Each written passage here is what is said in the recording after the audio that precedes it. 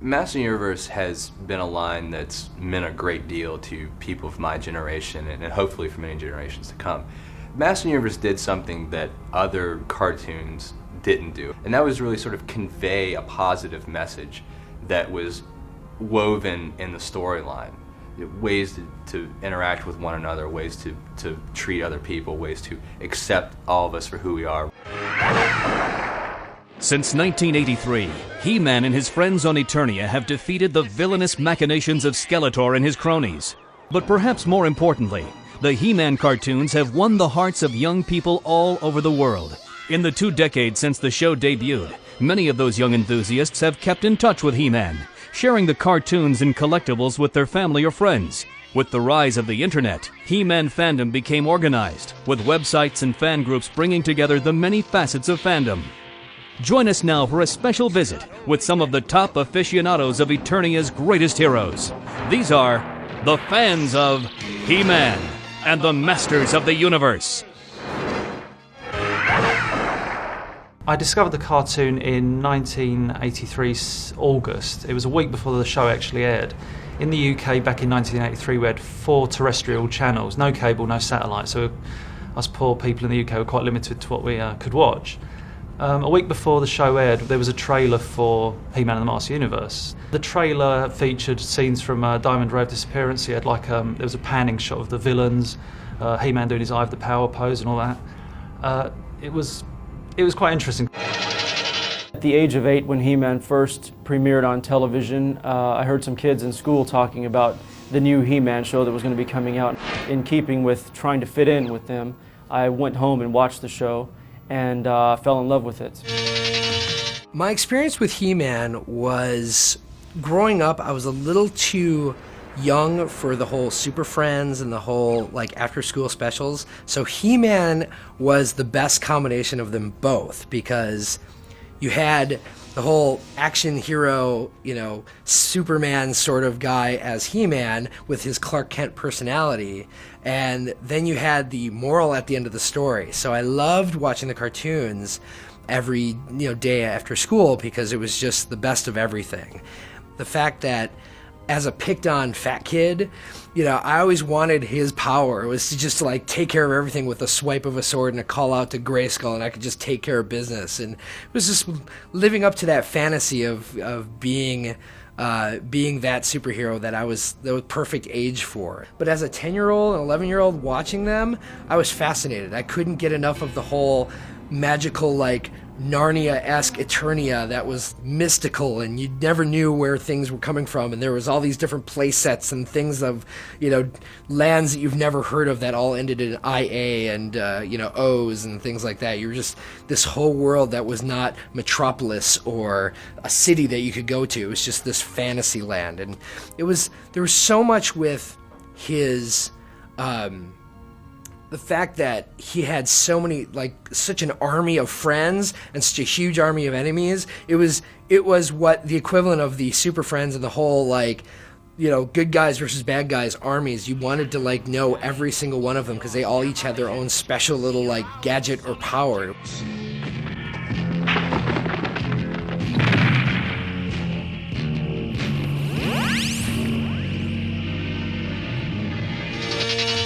I've been a He-Man fan for a really long time. I first discovered it when I was about 4 years old or so.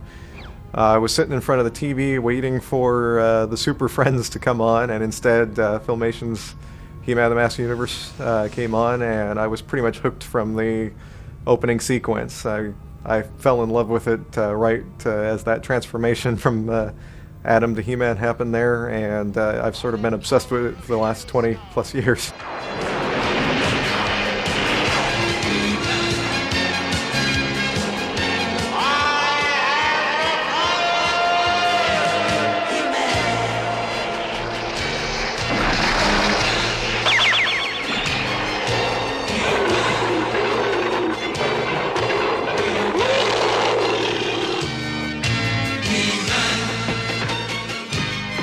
Come on, Battle Cat. Let's give Teela a hand. About halfway through my kindergarten year, shortly after my birthday in February, I became ill and was in the hospital and was being treated for a number of different things. Even through all of that, I was really obsessed with the Masters of the Universe. I would be devastated if I missed an episode one day on TV, even if it was one I'd seen 1,000 times over. I remember trying to make sure I got the nurses to turn it on in the hospital room when I was in there. I remember being at home very ill and trying to watch it on our TV that was always a little bit green before I lost my vision. And then gradually as that summer went on, I lost my vision completely. May I touch your face? Oh, sure. But why do you want to do that? It's the way I see. What it meant to me as a child was a sort of an escape from what was going on, being ill and losing my vision. Gradually, as time went by, it became sort of the thing I latched on to from of my memories of being able to see. I remember what the cartoon looks like. I remember what my He-Man birthday cake looked like as a kid, my 6th birthday. It's sort of been something that really stuck with me that way. And over the years, that was kind of what helped fuel it. But aside from that, I loved the whole fantasy sci-fi blend. Those are two genres that I've continued to be a fan of my whole life, and I think that Masters of the Universe probably has the best blend of those two genres. I was the only gay kid in high school. I was the only one that watched He-Man. Everything just kind of fit in that center of isolation, and it's the only thing that you ever did or the secret that you had. As a gay kid, I kind of identified with the fact that he had a secret. I mean, he was Prince Adam. It was Clark Kent, but it was Prince Adam, and nobody knew who Prince Adam was versus He-Man. So they never got the connection, even though they had the exact same hair and face and body. It was sort of like, when Tila always wanted to know where He-Man was when Prince Adam was around, where Prince Adam was, where He-Man was, knowing that he had this power, this magical secret, was kind of the same thing that I had growing up. It was like, I kind of sense that there's this, power inside me, I guess.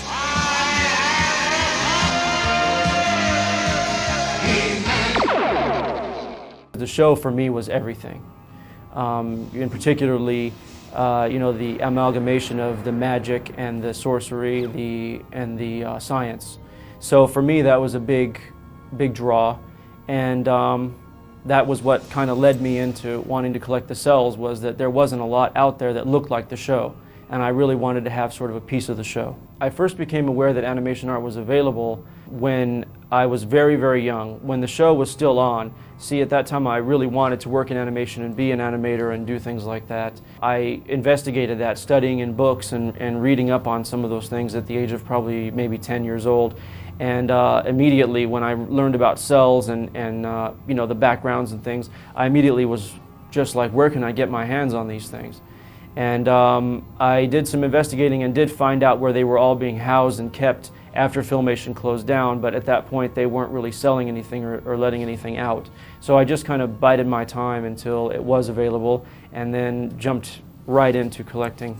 And initially I just wanted to get some standard poses of the characters, just them standing and a good medium shot with a good facial expression. But of course it became my poison after a while, and I just couldn't stop collecting. And we get to where we are today with all of that. I probably have at least a few hundred cells and thousands of drawings from the show, and about 100 backgrounds, I would say. I just started accumulating this huge collection of He-Man animation art, and it was going, for a while. It was, this is going great. And then Lee Clevenger got in contact with me and was like, I own quite a bit of art, and I can get a hold of some of this really good stuff. And I thought, yeah, I'm sure you can, And he could. I don't actually know how much I own. I've got to catalogue it, really, because I just own so much animation art, and it's just something about owning the actual scenes themselves is just, even if it's just a blank on a white bit of sheet of paper to keep it protected, even that is just amazing, just to hold these things. It's like, wow, this is a one of a kind. At this point I pretty much own all of Castle Grayskull, except for a few backgrounds that escaped to other collectors before I could get there and get my hands on them. And in terms of cells, just key moments from very special episodes are my favorites. And I do have at least one cell of pretty much every character, but the key moments are the most special ones. Initially, when I first bought it, I used to frame every piece that I got in a very, very large frame and find a place for it on the wall. But over time, the frames had to become smaller to accommodate more pieces. And then from that point, it ended up being I had too many pieces to possibly ever frame. The walls would fall down if I tried to put it all up at this point. So at this point, I have a big walk-in closet that houses a lot of the artwork, and then a special cabinet that has a lot of artwork as well, and it's just not possible to display it all. But I do regularly, at least maybe once a month, go through a lot of the artwork and look at it, just try to enjoy it. This is one of my absolute favorite scenes from Into the Abyss, and it shows Adam and Cringer having a talk. Cringer is basically telling Adam off for the way that he spoke to Teela inappropriately. Well, I hope you're proud of yourself. I've never heard you talk that way to Teela. Well, she's always... Oh, I don't know. I guess I'm just tired, Cringer. But you're He-Man. That's a nice scene, and I actually have several cells from this scene. I like this scene very much because of the interplay between the characters. Again, for me, it was all about the heart of the show and the way that the characters related in the smaller moments. Obviously, this isn't a big action scene, but it shows a lot of character development, in particular for Cringer, and the way that he and Adam's relationship isn't so much Adam just making Cringer subservient to him. It shows that Cringer has his own personality and attitude. The most I've probably ever paid for a piece of artwork was probably about $3,000, I think, for one of the Castle Grayskulls that I purchased. This is my absolute favorite shot of Castle Grayskull because it's the first time in the first episode that you would see Castle Grayskull, Diamond Ray, which is actually the fourth episode, but the first shown. This is the first time that you would see the castle itself. And so this, I particularly like the expression sort of on the face, and the fact that it's a nighttime shot. The castle always looked best at night to me. And in that particular scene, you had He-Man in silhouette here on the bone bridge, getting ready to open the castle, getting ready to open the drawbridge.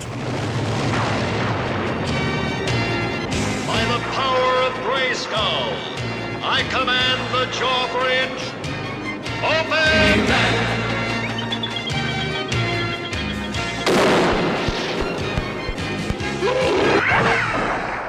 I thought I was the only person left on the planet who actually still gave a damn about He-Man.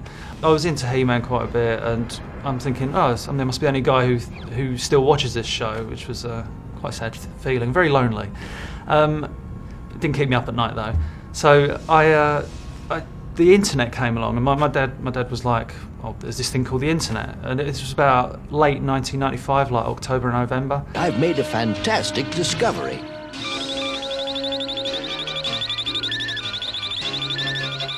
That stuff's for geeks. No, but who uses the internet? What's on there? And my dad said, oh, let's search for a few things. One of the things I searched for was He-Man, and there was one website on the internet. It was a guy called Kevin Herbert. This site just listing all his figures and his thoughts on them and what the stories used to tell. I was like, oh, there's actually someone still around who likes He-Man.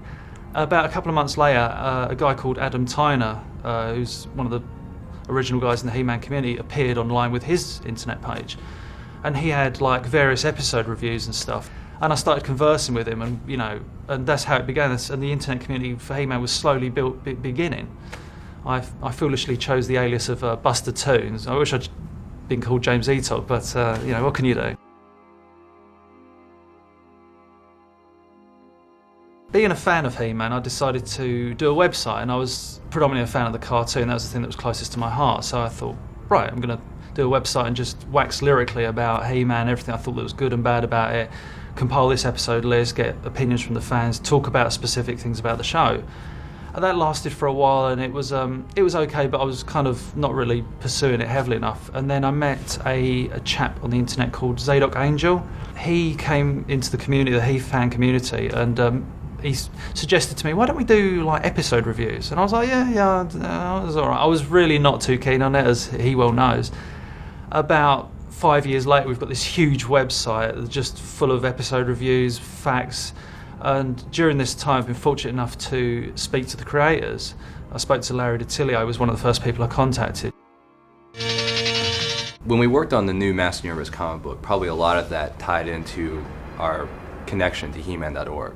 I'm the owner of He-Man.org. He-Man.org is the largest Master Universe website online. It's the largest fan community in the world and recognized by pretty much anyone who knows Masters of the Universe. I came into being connected with Masters of the Universe and He-Man.org back in 1998. He-Man.org was going to close. As a fan, I said, I can't let this website die. You know, it's $30 a month. I'm glad to pay that out of pocket to keep this going. So I took over the duties of the site. I took the ownership of He-Man.org away from the original owner, which was Jason Moore, who was coincidentally an inker in the comic book industry, good guy. And I worked with Adam Tyner and Matt Ratzlaff, the original creators of the content that was housed on He-Man.org. We worked together as a team to continue to develop the site, to make it a more complete database with various sections. Remember, knowledge is power, and you can get the power. He-Man.org is a fan community that really stands out. We've worked over the years to bring in various people who are experts in the fandom to introduce sections of the site and make it a place where people can come and find things that you just can't find anywhere else. Of course, was involved on the internet on He-Man.org for quite a while. So long that I'm actually moderating now on the message boards there, and I'm a regular poster and I participate on there quite a bit. And, you know, of course I get to work with Val Staples, who does the new He-Man comic, and is also just a huge fan, and a lot of other just great people on the site, great fans, and have been able to work with a lot of the people on there to complete my collection as well. A lot of fans trading and selling and buying, and that's helped as well. And He-Man.org is a great resource, and I've really enjoyed contributing to that site. One of the first people I was introduced outside of Adam Tyner and Matt Ratzlaff was Emiliano Santolucia. I knew right away that this is somebody I needed to become friends with, because he understood what Master Universe was. And over time, Emiliano and I became close friends, and he took over the duties of developing the content look for He-Man.org. Another gentleman I had met was James Eatock. James Eatock had developed a website online with a gentleman named Zadok Angel. He had created a database specifically targeted towards the cartoon. The cartoon was something we lacked on the website, and the comprehensive ability of this website, the knowledge it had, was just unseen online. And this was another gentleman I knew that be somebody key to working with the Master Universe line. Since then, James has come to He-Man.org and has included his cartoon database as part of the site, and has also come on to work on the comic book with us, and is working on the new Master Universe DVD. For the box sets, we've just been doing so much research, and this has led to, as if it can happen, more discovery on the series. Andy Mangles has passed to me more information about the series from the writers. Just last night, I was going through a 65-page document of episode synopses, 50 of which had never been made. It's fantastic, and just lots of just fantastic stuff, and storyboards and everything. So it's one of the great things about being a He-Man fan, is that you're always discovering stuff. Just when you think you know enough about the cartoon, then someone throws a ton of stuff your way, and it's more stuff. As He-Man.org continues to grow online, we want it to continue to be untouchable. When you come to this website, we want it to outshine other lines that are out there. We want to have creative databases where fans can put input in for reviews and their own artwork. We want to have different abilities with the marketplace where people can be more interactive and have feedback and converse with each other and have reputable identities, so they know that they can trust each other more frequently and know the people they're working with. We want this to be a real, true community that not only has content, but is a real family environment for fans and for people who care about Masters of the Universe. Characters on the show that I really loved were Orko, because Orko was essentially the comedy relief, because he would always mess things up or come up with some spell and it would turn everybody into peanut butter sandwiches, or it was something weird that he would mess up that He-Man would have to fix. I always loved Man-at-Arms but I don't think he played a big enough role for me, I think. I mean, he was this guy who could create all these awesome weapons and tools and machines, but he never fought. He just created these monstrous, vehicles and things for He-Man to use. Everything about the show was so good. From the backgrounds, wonderful looking, so imaginative with the panning shots and stuff. You just, wow, you actually believed that world existed. The characters were so well written, the animation was fantastic. The directing, you think, well, how can directing on He-Man be different? All the directors had their own style. The voice acting from the, John Irwin, Linda Gary, Alan Oppenheimer, Lou Scheimer, Erica Scheimer was fantastic. You sit back and listen to these characters, and it's, you close your eyes and you can just hear these conversations going on. Not the voices in my head, but it's just very, very good stuff. Thank goodness. I'd hate it if you were taken away from Eternia. I'd be losing one of the best warriors I ever knew, as well as one of my best friends. You mean a lot to me. You mean a great deal to me, too. The voice acting, I thought then and still think now, it was truly exceptional for any cartoon. John Irwin, Alan Oppenheimer, Linda Gary, Lou Scheimer, they were all exceptional actors, very good at changing their voices for the different characters. And there's times when you hear a little bit of Man-at-Arms and Cringer or something like that, because they were both voiced by Alan Oppenheimer. But overall, there was very little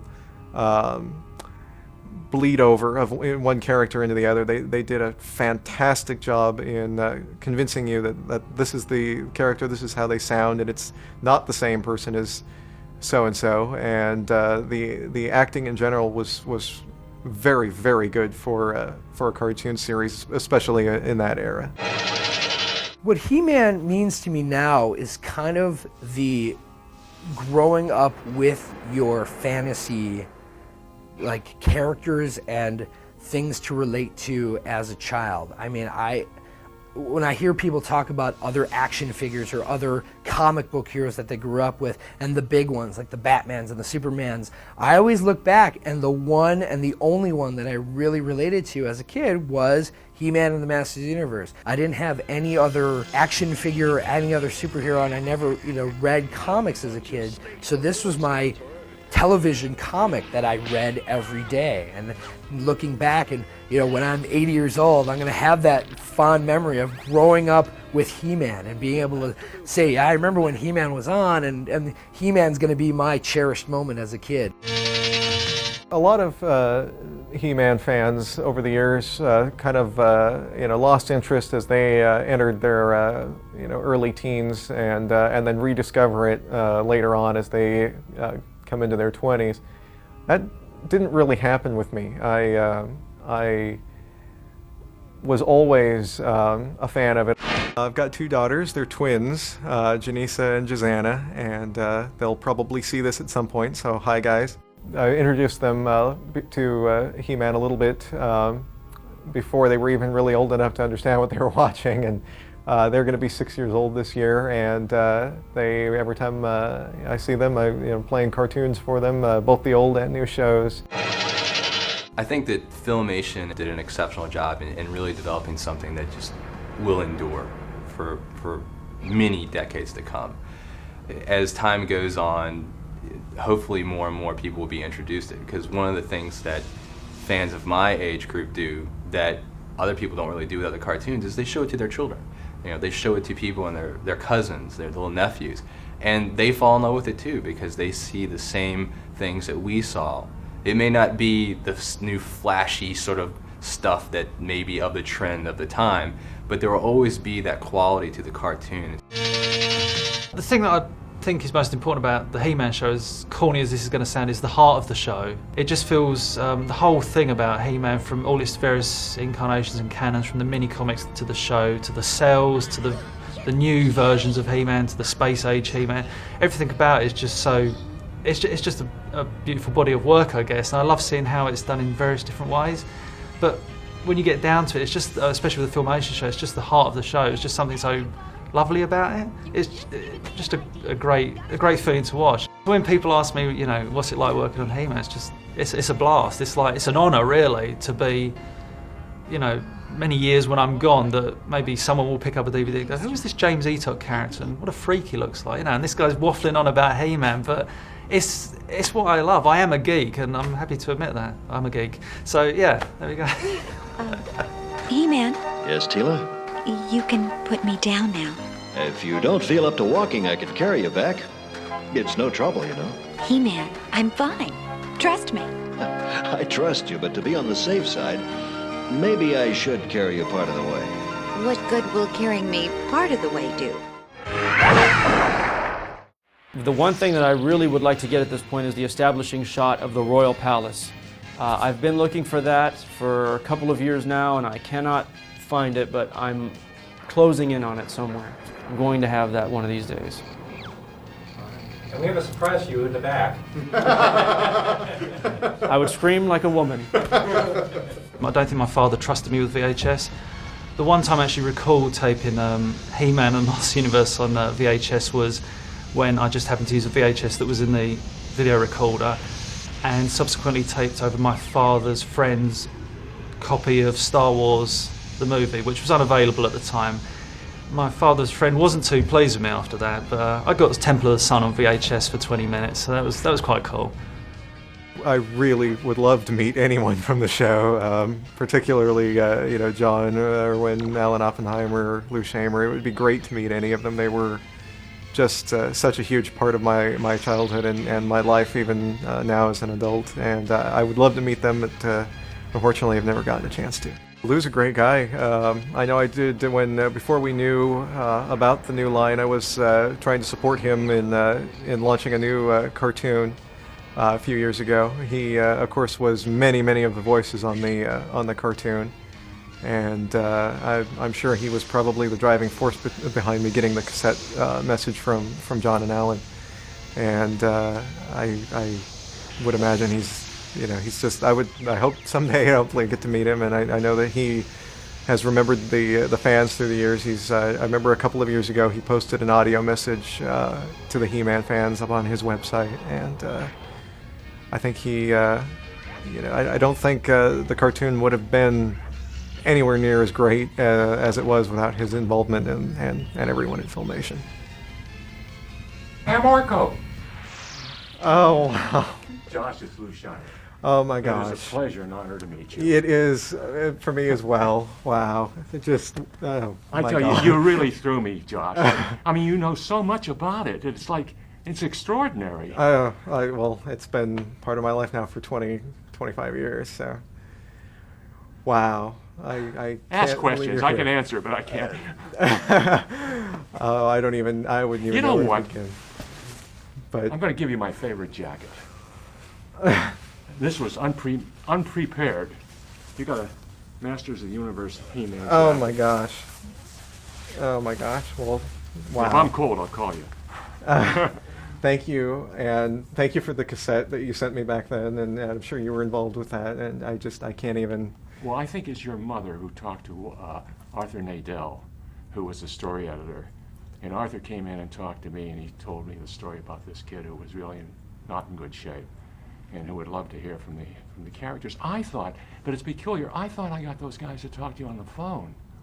No, it was the cassette. I still remember the day getting it in the mail and just being completely floored by it. Well, wow. It's nice to meet you. It is wonderful to meet you. Thank you so much, and wow, it was just great. I'm going to get out of here before I start crying and swearing. Thank you again. And thank you. And thank you for the jacket. It's got your Orko is not on there. Oh yeah, Orko's there. He-Man, Tila, and the Masters of the Universe logo. Wow. Thank you so much. And it's blue and it works with your shirt. Great. Thank you so much. Nice to meet you. It's a pleasure and an honor. You too. Thank you. Yeah, you have no idea. You have no idea. Thank you so much.